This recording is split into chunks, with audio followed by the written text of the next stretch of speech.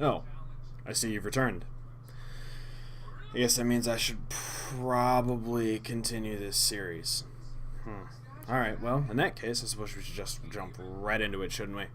Today we're going to talk about how to start, and that is not how to start a game, it's how to get ready and how to start being the DM and the little tools you need and stuff. But first, we're going to have a checklist, alright? These are the stuff you need before session 0.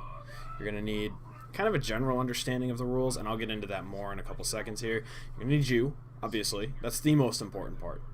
And then you need your players, which is the second most important part. Then you need some kind of environment to play in, whether that's using just Skype and webcams and microphones, that's fine. There's online environments you can check out, or if you just have a tabletop with all your friends gathered around it. And then after that, you need kind of an idea of what you want to do. Now that can be difficult, and that's okay if you don't have that at this point. Just kind of be thinking about that as we're going through this video. So before I go into what I meant about what you need for the rules, like just a general idea, there goes my phone again, so that's wonderful. The message I want you guys to know with the rules and how this game works is this is supposed to be fun. Don't let it become a job or anything like that. Just make it fun and keep that at the forefront of your mind throughout this entire process here. So, with that in mind, before you start, you should have a general idea of what the rules are supposed to be. You don't need to follow them exactly because some of the rules can be kind of intimidating for a first-time DM. Like, something that I did for my first campaign is I didn't worry about food or anything. I didn't make players worry about it before they came to the table because it was only going to be like a 1 or 2 day total excursion. I mean, it took like 6 hours to go through, and usually that's several days in a D&D world, but in this one there was enough going on that it didn't take that long. And so I didn't have them worry about, well, do I need to buy rations? Do I need to make sure I'm eating? Do I need to make sure I'm drinking? Just kind of let them assume that everything was fine. Also, another thing, alignment's kind of a weird, abstract thing, so for your first one, especially if you're playing 5e, you don't really need to worry about it. I think it can make for fun role-playing things, but if you're new and your players are new and aren't really familiar with the alignment system, don't worry about it. And there goes my phone again. I should probably just mute that or put it away from my microphone. Some easy resources you can look up are the Player Handbook, for example, the Dungeon Master's Guide, or various monster guides that are out there. Some of them are from Wizards of the Coast or various other official publications, or there's some homebrew or player compiled ones. I have a mixture of both, and it really depends on what kind of monsters you're looking for as far as that goes, but definitely read through the Dungeon Master's Guide and the Player Handbook. I don't think you need to read it super thoroughly, but have it as a reference or skim through some of the sections that interest you. Especially for your first game, it's not as important that you have all of the rules perfect.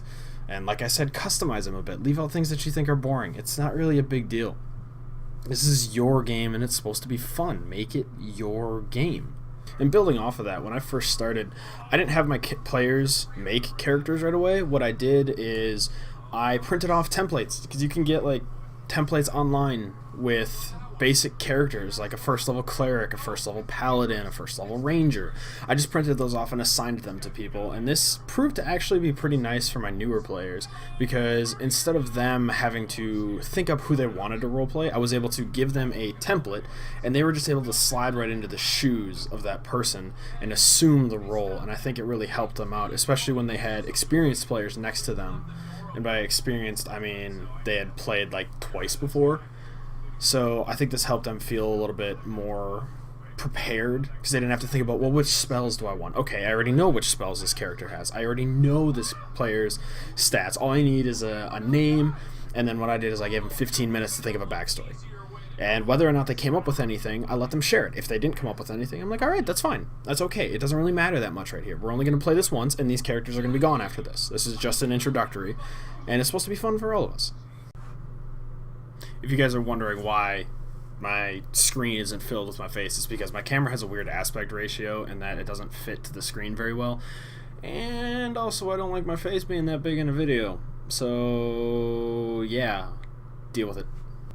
So now we've talked about the rules, we've talked about your players a little bit, and you have you, so that's easy enough, but you need an idea. You need a campaign or some kind of adventure to take people on. So what is that comprised of? Well, there's like 3 different ways you can look at it. You can do an entirely social campaign where they're just walking around an area you've created for them to explore and talk to people. I did that once and it was actually kind of fun. I created some generic NPCs, and if they decided to walk around in this like plaza, I don't know, kind of like a shopping mall almost in like ancient Rome, they could interact with these people, and I'd have a list of people that would be interesting for them to talk to. I made one that really hated one of the players, and it was really fun to have that dialogue with him. And there wasn't any fighting going on, but everybody was having a good time laughing at the player because they were just getting shut down by this storekeeper, and laughing at me when she had great comebacks. It was pretty fun, and it didn't involve bringing out swords. It involved a little rolling dice because I wanted her to see how convincing she really was. But there wasn't any health, there weren't any combat enemies that she needed to be aware of. It was just really fun. You can also do a dungeon crawl. Drop them in a dungeon, and they're fighting stuff from moment 1. That's pretty fun too. I've had a lot of fun just running around and murder hoboing things. I know hobo's in my name, and I like being a murder hobo. We're just gonna move past that. Or you can have a hybrid. Now, what did this look like for something that's a completely social thing to do? Is there a mystery to solve? Do you just want people to run around and talk to people? Are they trying to find somebody in a town that's hard to find because he's in hiding? There's no combat involved. You're just trying to find somebody. For a dungeon crawl, are they just dropped in a goblin's nest that has been terrorizing a local village, and you were all sent to go and kill it? There's no backstory to it. You were just hired to kill it. You're mercenaries, for example. Is that what you want to do? Or is there a little bit of a hybrid? You're in a town and somebody was kidnapped and you need to go rescue them from some bad guys. There you go. Super easy things. If you're really struggling for this, for coming up with an idea, you can always go online and look up what other people have done. There's plenty of subreddits. I'm not even going to start trying to name a bunch of them that are helpful, but just go on Reddit and search D&D and you'll find something. You can also go check out Roll20. Adventure Lookup is a resource that I found that is just this huge compilation. It's almost like the search engine for Dungeons and Dragons campaigns. There's a bunch of free ones, there's a bunch of paid ones, but if you are going to go that route, make sure you read through the campaign, not so that you can keep it like following exactly that route, but so you can tweak it, you can customize it to your liking, get rid of parts you don't like, add in parts you want, or you can just know what's coming up so that you're not caught off guard by somebody doing something. Familiarize yourself with the world, because you want the people to believe in the world, right? At least to some extent. And they want to believe in your world, so give them a world. Don't just give them a Halo or Call of Duty campaign that's just, it's on the rails the whole time. It doesn't matter what you do. Give them something they can interact with, they can affect, they can change. Alright, so the last thing we need to talk about is your environment. Are you doing it online? Are you doing it in person? If you're doing it online, I would suggest Roll20. It's a great online resource that is free to use for the most part. You can pay for some resources and some extra little gimmicks on it, but you don't need to pay, and everybody can sign up for free. And I'll probably make a video describing how to use that at a later date, because that's a little bit of a tutorial, but it also has its own tutorial that you can go through and learn. It's a little time intensive, but I promise it's worth it because that's what I use. As far as tabletop, a lot of people think you need a lot of resources to do this, and you really don't. I used my laptop, and that had like the rule book pulled up or the handbook in case somebody asks you a question that you don't really know, and that was pretty easy. You could also get graph paper and like draw a perfectly geometric map and then use like Monopoly or the Sorry player pieces to mark out where things are or where your players are. It doesn't have to be super expensive or super high quality. This is supposed to be a game in your mind. It's supposed to be a fantasy game. Let your players fantasize a little bit about it. You don't need to put everything in front of them. If you're having trouble describing the area they're in, look up a picture that you think looks good. Keep it on your screen. Don't show them, and describe that picture to them in your own words. What does it smell like? What does it look like? What does it feel like? What's the temperature? Really give them some details to latch onto.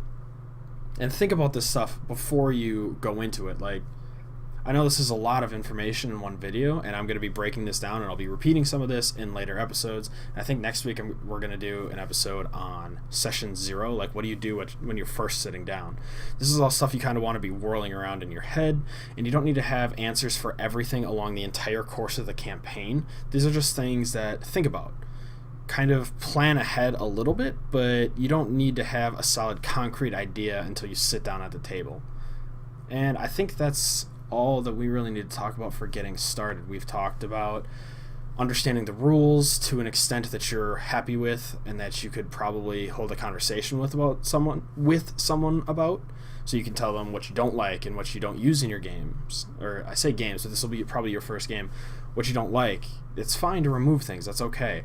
You need yourself. Okay, you got yourself. That's a pretty easy one. You need your players, and I told you that you can just print out some stuff. Just print out a base character sheet. If you want to walk your players through building their own characters, that's fine. Do that. Go ahead. That's fun. That's an exciting experience. It just can be kind of intimidating if you're playing with all new people. Next thing you'll need is an idea.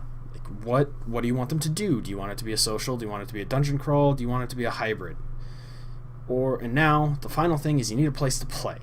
You can play online, or you can play on a table in your kitchen, your mom's basement, my mom's basement. Although I'm gonna make you rent that. So I hope you guys enjoyed this.